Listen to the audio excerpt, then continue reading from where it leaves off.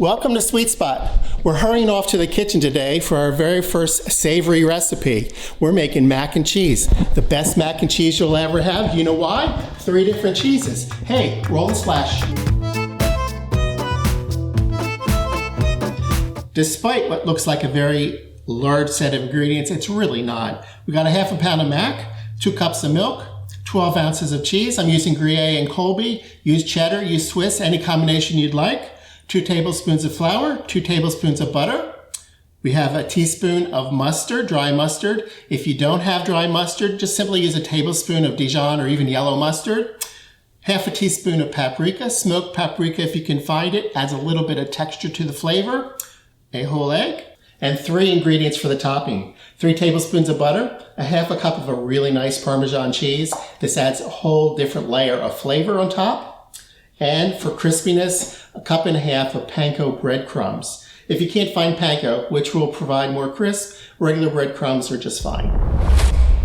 First thing we want to do is cook the pasta. Follow the directions on the box or fill a pot. Bring it to a rolling boil, dump in the pasta, cook it for about 6 minutes till al dente.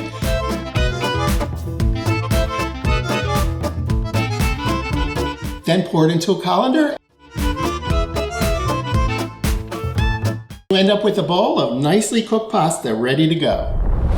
Next, we want to grate the cheese. And keep in mind, if you're using Gruyere cheese, there is a rind on it. It's either waxy or really thick and unpleasant to taste. So simply slice that off.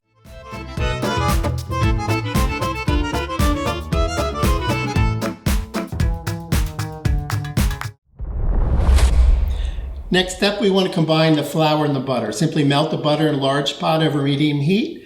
Add the flour and whisk for about 2 minutes till the flour cooks.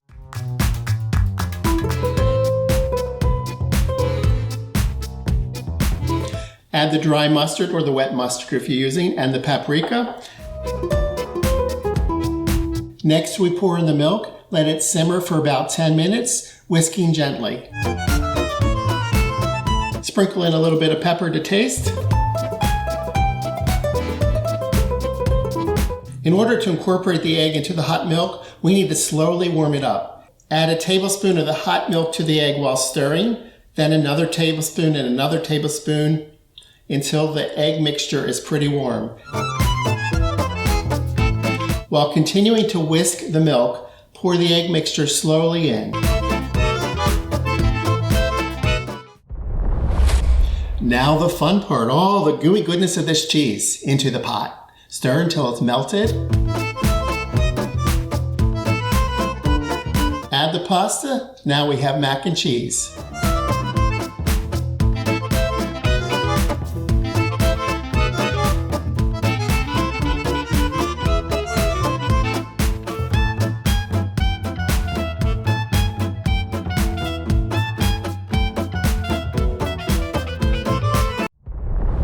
Last step before it goes in the oven, we want to melt this butter and stir to combine with the breadcrumbs.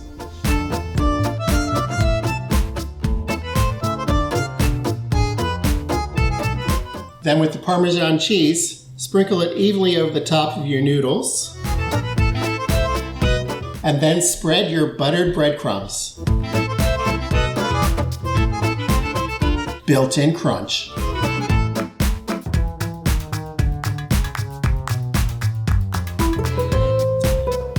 Into a 350 oven.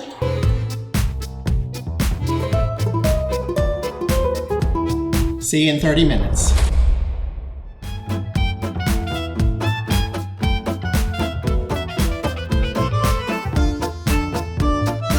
Smells delicious. Actually, you can smell the cheese out of the oven. It's cooled for about 10 minutes. Still mighty hot. Take a nice piece. Look at that gooiness.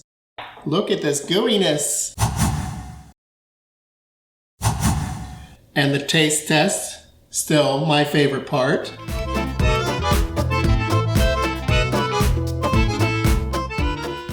Nice and melty. This is definitely not your blue box mac and cheese.